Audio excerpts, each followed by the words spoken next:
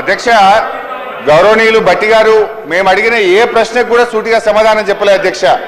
ఇప్పుడు మానవీయ కోణము అనేటువంటిది భట్టి గారి మాటల్లో కనబడుతుంది తప్ప చేతల్లో ఎక్కడ కనబడతలేదు అధ్యక్ష.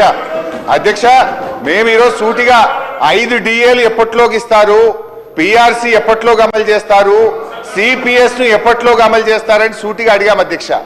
వారు ఎంతసేపు గత ప్రభుత్వం మీ గవర్నమెంట్ వచ్చి 2.5 ఏళ్ల తర్వాత కూడా ఇంకా గత ప్రభుత్వం మీదనే పడి ఏడుస్తారు అధ్యక్ష.